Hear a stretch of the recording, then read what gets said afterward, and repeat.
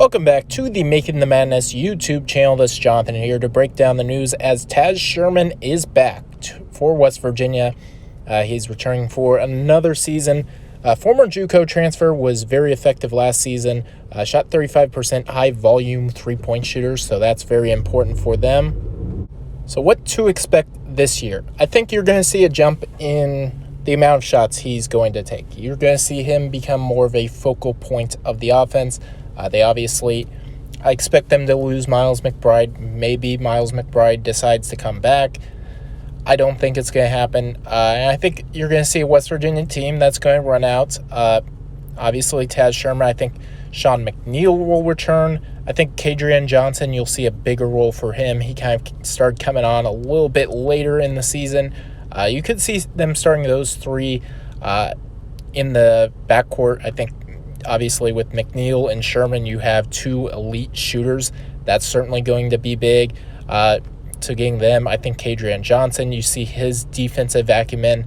He's going to, I think, develop and be a really nice piece when all is said and done for this upcoming season. So I think that's it.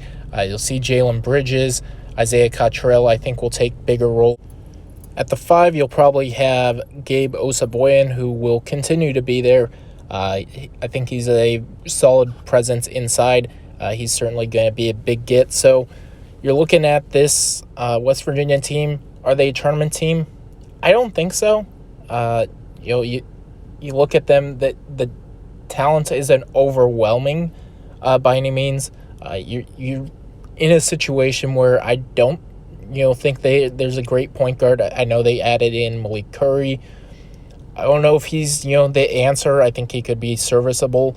We'll, of course, see about Sean McNeil, whether he decides to come back. But, getting Taz Sherman, he's someone I think can lead the team in scoring. We've seen him have, I think he may have even had a 30-point game this past season. He's a high-level scorer. He can have the games where he just single-handedly is like, okay, I'm going to score 30 points. I'm going to lead West Virginia to a win. You see McNeil has that ability. So, you look at this West Virginia team, I think they're going to be solid next year. I don't know if they're a tournament team or not. I think they're probably one of those, mini teams that, could be, a 7 seed, could be losing record. I think they're one of the teams you just don't know what you're going to get from them. But certainly getting Taz Sherman back brings that back into the equation because, without Taz Sherman, let's say Taz Sherman leaves, let's say McNeil leaves, we all assume Miles McBride leaves.